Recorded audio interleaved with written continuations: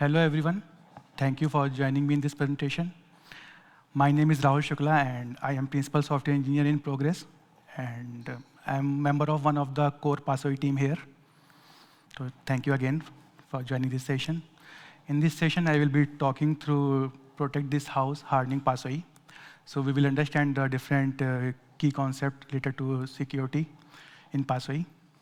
Okay, so let's see what we are going to learn today.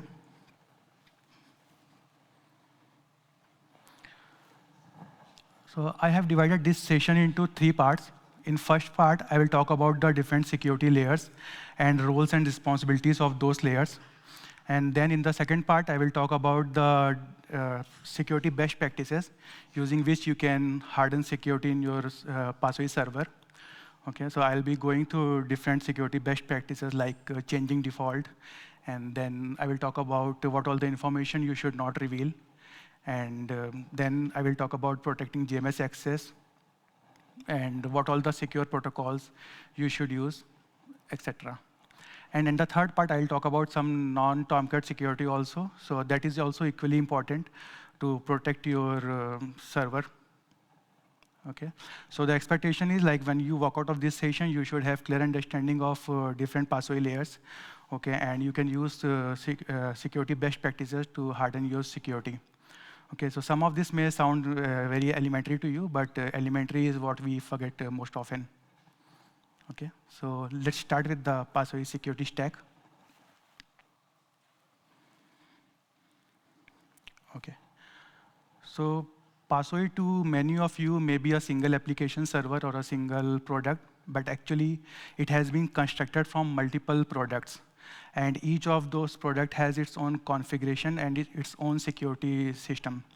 So, when your client sends request to the PASOE server, your request will actually transit through the different layers of different security layers, okay, and will work as per the configuration. Okay, so let's understand the different security layers. So we have mainly 5 layers, starting from Apache Tomcat web server layer to DB layer. On top of that, we have 2 additional layers, that is Java JVM layer and OS file system layer. So here, each layer protects the layer below it from the attacks, and each of these layers can be configured independently. Okay, so if we talk about OS file system layer, so this is the layer that is responsible for the file encryption and user and group management and permission and access control. So in a nutshell, I can say that this is the layer that is responsible for protecting your installation. That includes your R code and config files, thank you, and other OS-related stuff. Okay, so that's about OS file system layer. So we have one feature, ESAM, that is Extended Security Administration Manager, starting from OpenEdge 12.6, that provides an additional layer of security. Okay, so you can use that to make sure that your OpenEdge executables are being picked from the trusted and secured OpenEdge installation only. Okay. And the next layer is Java security layer. So this is basically when you start your instance runs inside a JVM box, okay? And that JVM that will be protected by JVM runtime environment. So that layer also provides a lot of security features like class loader security, then JSSC TLS stack, and JCE, that is Java cryptographic engine. So all those security things will come into that layer. And once your instance is up and running, then it will activate all the layers below it based on the configurations you have. Okay, so let's look into these layers one by one in more detail. All right, so the first layer we have is Apache Tomcat web server layer. So this is the topmost layer in the PASOE security stack.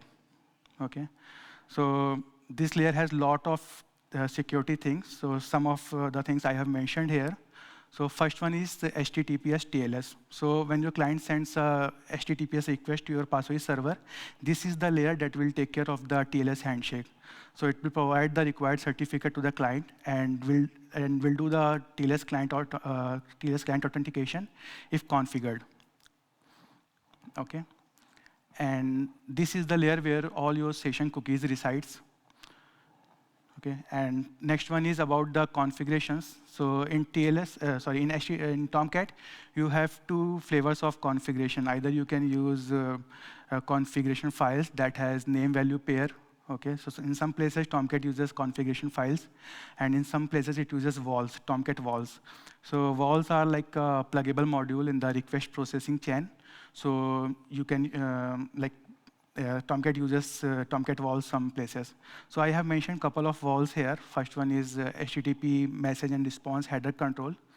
Okay, so this wall basically put restriction in the HTTP message and can control the inclusion of certain HTTP headers in the HTTP response. Okay. Another wall I have mentioned there is HTTP client filter. So you can put an additional, additional restriction to restrict what all the clients can connect to your server based on the IP address. So I have talked about this wall later in the slides also, where I will talk about remote address wall. So we will see there as well. After that, we have server stop secret. So this is a Tomcat feature that allows you to shut down the Tomcat instance. So you can create a Tomcat utility that can connect to your PUG server and will execute the server stop secret, and your instance will be shut down. So this is the layer that is responsible for maintaining that stop secret. So everyone in the world knows about that stop secret. So make sure you are changing that in this layer. Okay. Next one is about user account details. So when any of your remote admin web apps connect to PUG server, so this layer will provide the user account details for those web apps. So we have Tomcat user.xml file in this layer that can be used for those details. Okay. So corresponding to for this layer, we have TLS client authentication that can be configured. Okay, so Tomcat has lot of other security features. So you can refer to Tomcat manual for that and configure it. Okay, so next layer is Java Servlet Container layer. So when you start your instance inside any operating system, your instance will actually create another container. Okay, that will have its own security configuration. So Tomcat allows you, either you can use the common security configurations from the previous layer, that is from Tomcat web server layer, or you can use container-specific security configuration from this layer. So it's kind of a plugin module. You can plug in whatever you want to use. Okay, so for example, you can use a Tomcat user.xml file for source account details, or you can use, you can configure LDAP or some other authentication provider in this layer and use it. So it's your choice. Okay, and once the authentication is done, then the result will be sent to the Java web app code. So okay, so all your remote admin web app like OE Health Check, OE OEE or OEM, Tomcat Manager, all those web apps will be their login will be handled by these two layers only. Okay, so those are purely Java-based web applications. Those won't go beyond this layer. Okay. So if we talk about supported authentication, we have none, form, basic, and TLS for those web applications.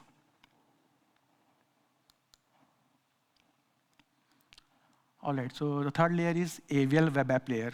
So this is the layer where Spring Security comes into picture. Okay, and Spring Security will take care of all authentication, authorization, and session management. Okay, so here it allows you to configure per web app security.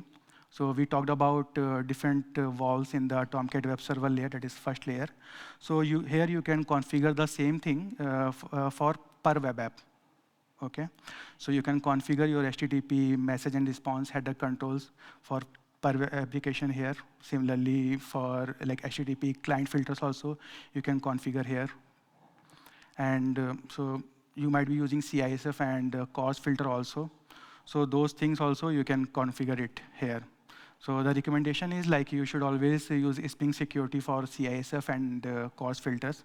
Don't depend on the Tomcat for that purpose. Okay. And in this layer, Spring operates in mainly in 4 modes. First one is anonymous. Sorry, first one is container. So container means Spring Security will use the container security, container-based authentication authorization from the second layer, which is Java Server Container layer. Okay. Then we have direct logging, where it will use user ID, password-based authentication authorization. Okay, we have number of authentication providers which we can configure and use them, like LDAP, AD, and many more.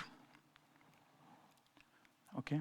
And then we have SSO, so we can use and validate the external security token that are issued by some external authentication provider. So we can use it here, and we can use it for the single sign-on purpose. And last one is anonymous. So if any of the previous layer or this Spring Security layer has not configured any authentication authorization, then we set anonymous. Okay, so then in that case, the authentication can be handled by the below layers, which I'll be talking in a couple of minutes. Okay, so those are the basic modes that are supported by the Spring Security. We have a couple of extended providers as well, like OEAG and OERIAM. OEAG is nothing but an OpenEdge authentication gateway, so we can use that also for authentication. Okay, we can configure it in this layer, and similarly, we can configure OERIAM. So in that case, source account information will come from the business logic layer, okay, which is the next layer. So once the authentication is done, then this layer will generate the client principal that indicates the PASOE client identity.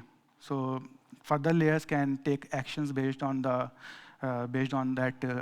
client principal. Okay.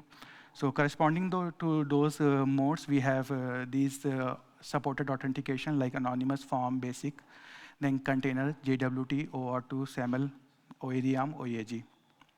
Okay. So this is about ABL web app layer.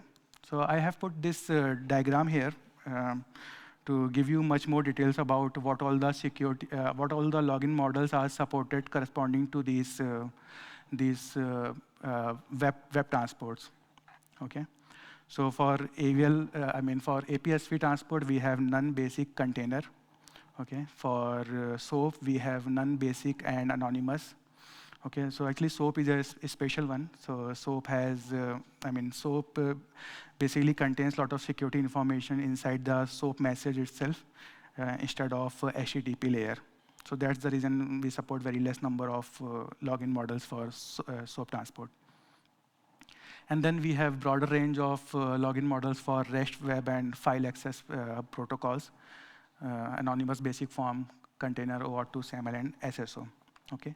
On the left side, we have some external token. Okay, so when you use OEM or OECC, so for authentication purpose, you can use TCRIAM. Okay, and in essential, both this TCRIAM and TLS client authentication, they will generate the token that can be fed to the container login model. Okay, and we have OAuth2 and SAML along with SSO. So those external token also can be used in the three transports. Okay. So SSO was is used for the single sign-on purpose. So was commissioned long back. It was designed in such a way that you can do a form login, okay, and it will generate a client principal, and that client principal can be used by any other web application for the single sign-on purpose. Okay, so this is about the login models for different transports. So after that, we will go to the business logic layer. So if you ask me which layer you should use for configuring authentication and authorization, then my recommendation is you should always use AVL web app layer for that purpose. Okay, because it has lot of logging and it has better configurability and better error handling. So always try to use this layer.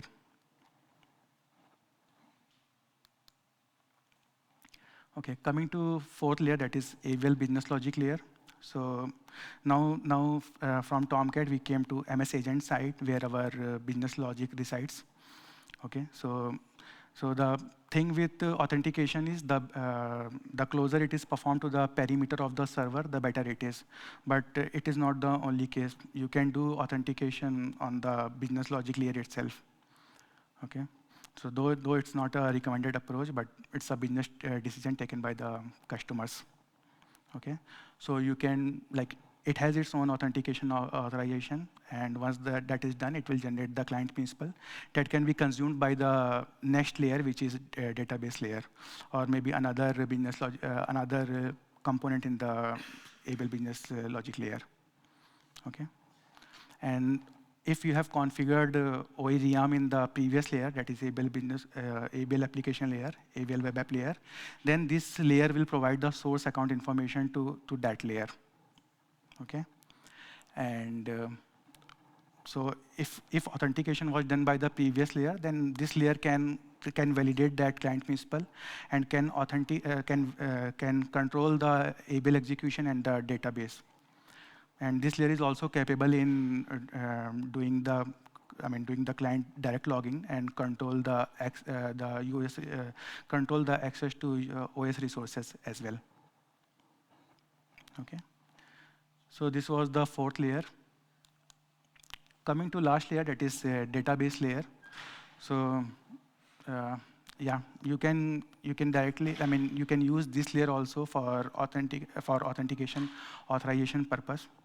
Okay, and it will also generate the client principal, which can be consumed by any other database or any other component in the able able application. Okay, then you can use, you can configure OpenEdge DB for STS domain authentication provided by OpenEdge authentication gateway. Okay, and whatever client principal you receive from the previous layer, okay, or any other component like OEAG or any other password server, so you can use that client principal for the SSO login here. Okay, and another important thing you can do is, based on once you receive the client principal, you can authorize the tenant's data based on that client principal. Okay, and you can also save that information for the auditing purpose. Okay, so this was the last layer in the password security stack. So, knowing this layer is very important. So I observed one of the customer, what they did, they were seeing some issue in the connector properties. So they misconfigured something in the connector layer, okay, in the first layer, but they were looking into the errors in the third layer. That is, they were looking into the errors for in access logs. So they could not find anything. So this layer helps you to troubleshoot in the right area. Okay. Yeah. So with this, we'll go to the next part of the presentation, that is hardened security in PASOE. So here I will talk about different security practices, okay, which you should follow. So first one is don't use the defaults. Okay. So everyone in the world knows about what all the default progress ships or PASOE ships. So those are very easily they can be easily used for exploiting your server. So you should always change the default settings. Okay. So first one is so the production instance comes with, there is no security or no authentication authorization configured in the production instance. So as soon as you create a production instance, you should take care of the authentication authorization of that particular web application. So we have talked about different authentication authorization techniques in previous section. So you can use that and configure it for your application. Okay. Next one is security model. So once you are done with the initial development, then that development instance will have a development security model. Okay, and a lot of things will be enabled, which should not be enabled. So you should not use development security model in the production instance. Okay, so you can check the security model of your instance using this command. Okay, and if it is development, then create a fresh one. Okay, create a fresh instance with production security model. Don't try to change it, because I mean, a lot of things will not work properly. So create a new production instance with production security model. Okay, and copy everything from the development environment to that particular instance. Okay. So one more thing to remember here is, like, lot of things will be disabled by default in production environment. So make sure you are making the necessary changes as per your requirement. Then third one is changing the default ports. Okay, so everyone in the world knows that PASO uses 8810 and 8811 for HTTP and HTTPS port. Okay, so they can easily figure out what server is being used in the backend.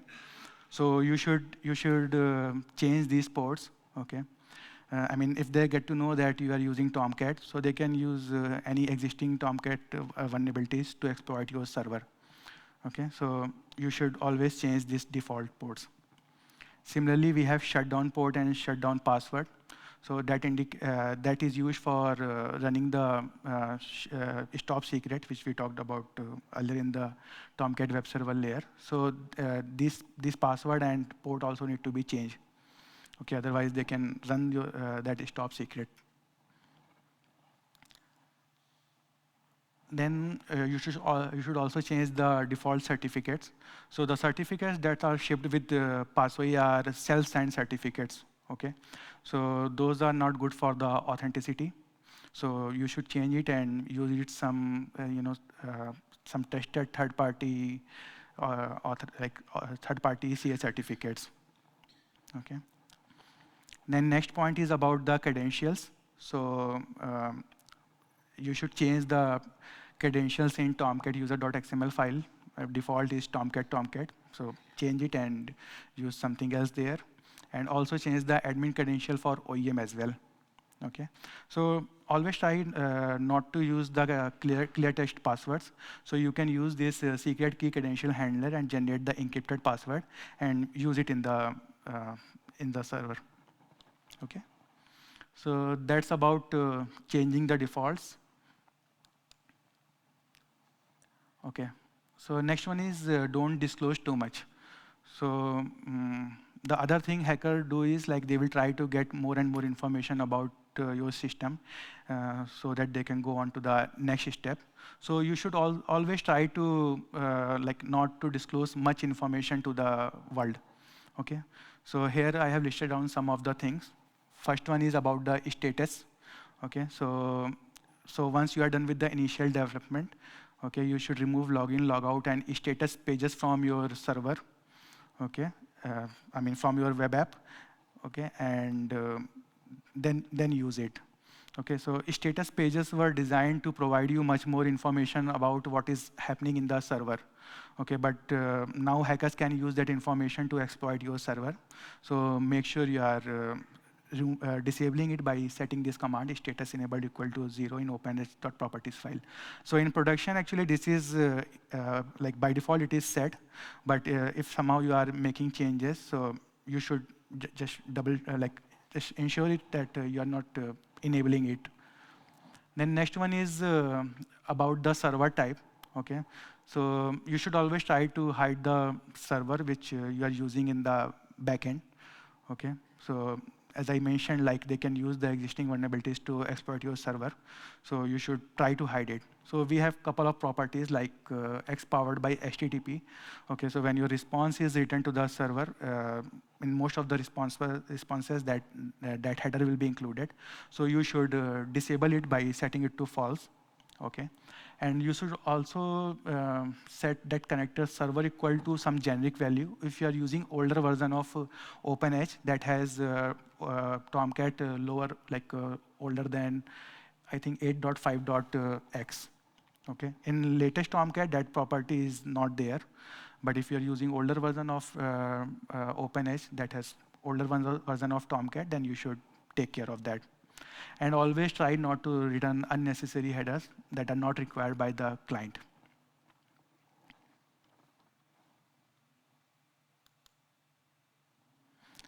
Next one is about the protocols. So you should always use the, latest protocols. So latest protocols come with a lot of security, lot of like better security and better performance. So always try to use it. So if you can, you should always use latest TLS. And another one is HTTPS. So HTTP is like, as you all know, that is not safe enough. So you should always use HTTPS in your server.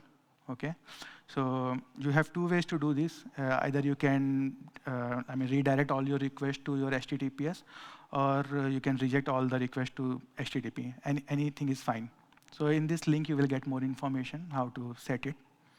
Okay, and Tomcat has another feature that is HSTS, that is HTTP Strict Transport Security.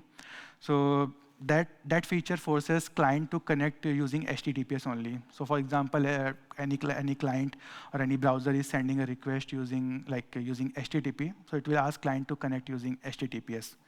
Okay, and in future, if any request is coming, so it will be HTTPS only. So you can enable that feature also for instance, as well as the for per web app, so as per your requirement. Okay, so that is about the protocols. Okay, next one is limit pathways into your server. Okay, so by limiting the unnecessary pathways to your server, you are actually reducing the number of attack vectors to your servers. Okay, so we have I have listed down number of things here which you should you should try to disable if you are not using them. First one is transport. So if you are using only one particular transport, then rest of the transport you should disable. Okay, so you can do that using adapter enable equal to 0 property in OpenEdge properties file. Okay, similarly, if you are not using HTTP feature, so you can disable the complete connector in Tomcat.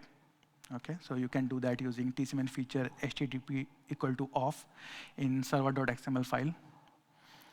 Another thing is if you are not using any particular URL or any particular method, okay, then you should try to remove it from the OEABL security.csv file.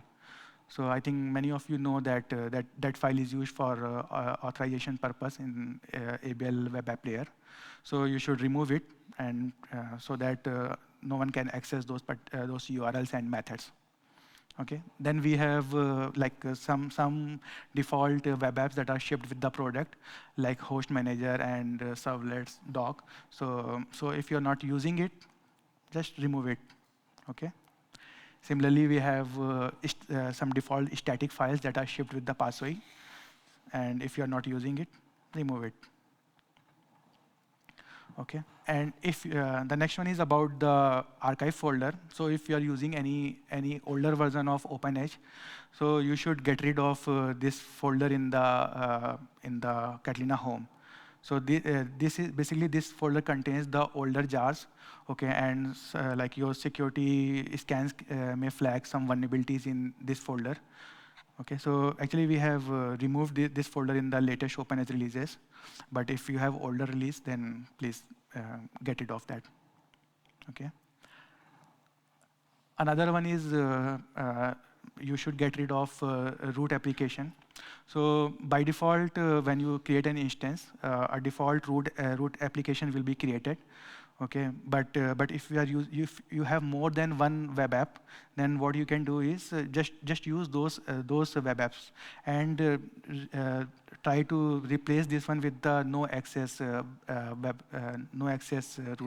web app. Okay, so this root web app actually provides some of the information about the directories in the web application. Okay, so hackers can use that one, and so you should not disclose that information. Okay.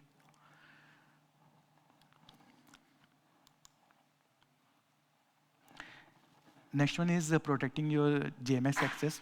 So as you all know that JMX is kind of like a powerful tool, and you can do a lot of things with your PASOE server using JMX.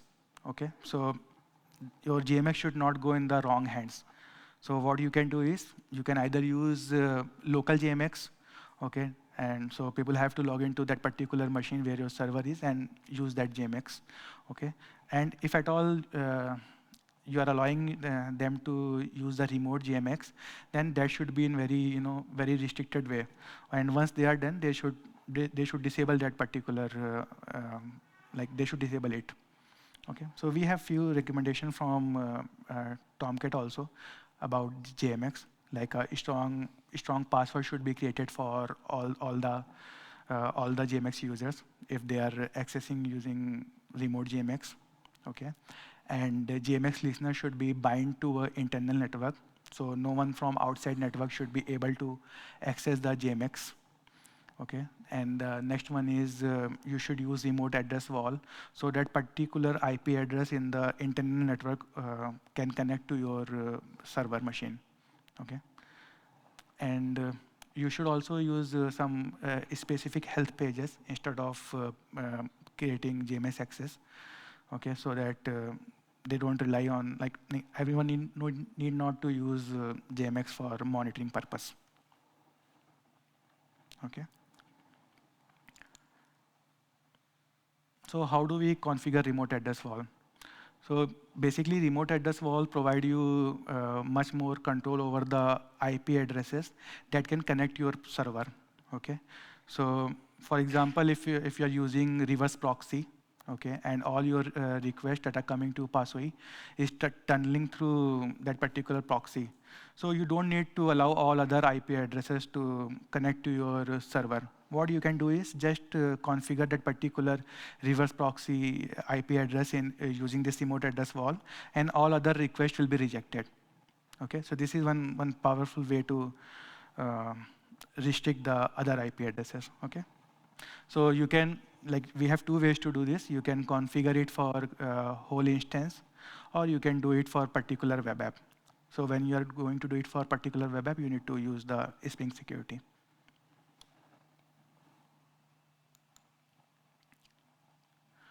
Okay. Next one is about the management path. So you should, if you are using OEM, OECC, or OEE, then you should follow their best security practices. Okay. So I mean, password does not password does not depend on those applications. So if you are using it, just follow their security practices. Okay. And OS operating system is the first line of defense. So make sure that you are not creating, running Password using an administrator level account permissions. Okay. And another important thing is, like, you should not allow online deployment or online changing of web applications. Okay. So hacker can use it and they can deploy their own application and hack your system. So you should try to, you should not allow online deployment of those applications, any web applications. Okay, so these were some of the security best practices. Now coming to the third part of the presentation, that is about non-Tomcat security. So only securing password is not sufficient. You should know what exactly is going into your server, what is happening, what is someone, is any other process is trying to get some information from your server, or anything else. So all those things we will see in this part of the presentation. Okay. So first one is use a non-root user. Okay. So I mean, you should create a dedicated user for Password. Okay. The reason is, if somehow your Password server is compromised, so it should not affect or it should not be able to steal the information or some sensitive information from any other part of your system. So you should always use a dedicated user for Password. And similarly, you should have very restricted permissions for that particular user. Okay, so you should not provide remote login permissions for particular users, so that it can be used somewhere else. Okay. Similarly, don't use the Windows privileged service account that is equivalent to root account, root user.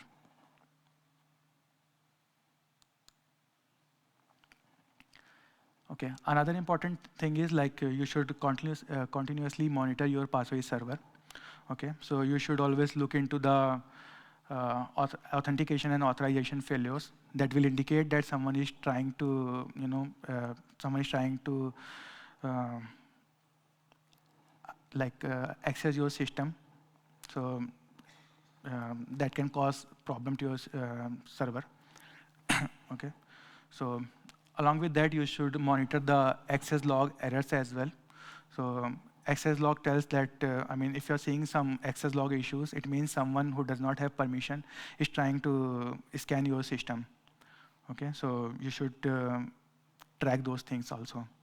So one of our customer, what they did, they created an ABL program that will monitor these logs continuously, and anything that comes that is interesting. So they will send that log to the topic in the Kafka, and they will notify to the admin that something is wrong is going on. Okay, so you can also configure something like that. And you can also use some third-party tools also for the same purpose. Okay. You should also monitor the other services and processes that are running on the system. So there can be some other process that might try to sneak into your server. So you should keep track of all those things. Okay. All right. So another one is stay up to date with the releases. So I don't know how many of you realized that we are living in a world where in last 10 years we all started using the open sources, and now we are getting a lot of vulnerabilities in those open source projects. So we have to continuously fix those vulnerabilities and patches them in the releases. So you should always use the latest OpenEdge releases for that purpose. Okay, and similarly, you should also use the security patches for Java and OpenEdge, OS also. So we don't ship Java with the product, but if you will be using it from outside, so make sure you are having all the security patches installed. Okay. So what did we learn today? We learned different security layers. Then we learned different security best practices to harden security. And then we learned about some non-Tomcat security. Along with that, we'll learn about monitoring and staying up to date. And here are a few more links which you can refer for installation, documentation, and we have some webinars on the same things. So you can refer these things also. Yeah. With this, I open floor for the questions. Yeah. About limiting those pathways to server, you said that the root application is needed, but it shouldn't be used. What's the best practice to set it to no access? Should I disable those transport modes from the root web application or what? So if you are replacing that root web app with the no access web app, then you don't need to worry about that. You just simply need to replace it. Okay, so you can assume that root web app is shipped with the product, so that customer can easily play with the product. But that is not for the production. Okay.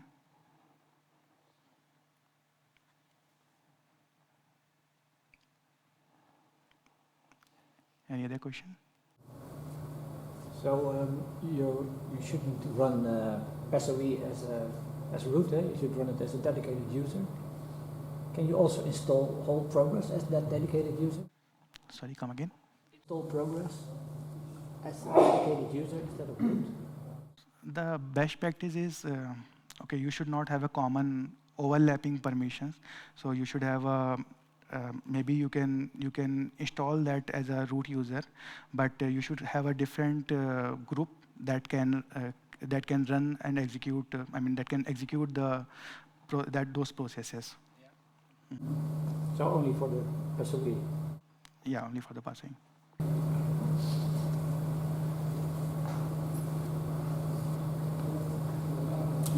The mentioned no access root application, is it shipped with or installed the default with the PUG, so you just need to change configuration? If you are replacing it with no access root, then you don't need to worry about that. But if you are using the root web app, then you may need to follow the other things to restrict the pathways to particular server. So actually, a lot of information are are visible with the root web app. It will list down the different directories in the web application. So that's the reason we recommend not to use it. But what do we, is the change to the no access replacement, is it just a configuration change or is it really? Yeah, it's a configuration change. We restrict new things. Yeah. While we are talking about no access, is it the same if we use the -z path instead of product? Can you repeat your question? If we don't need the root web app, is it better to use when we create a path system to use -z path instead of product and then replace the root? I did not get your question. Maybe I'll talk to you later after this. The -z parameter when you create paths. That is for the production instance. If we use tc -z path, is it the same as removing the no access? Yeah, I don't know whether it will keep that root web application or not in that case, but that is a production instance. But I believe it removed, it turned the root web app into.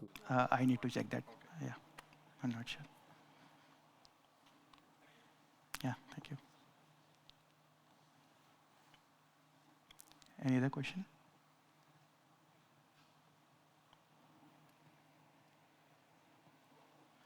Okay, I think we are done. Thank you. Thank you for your time.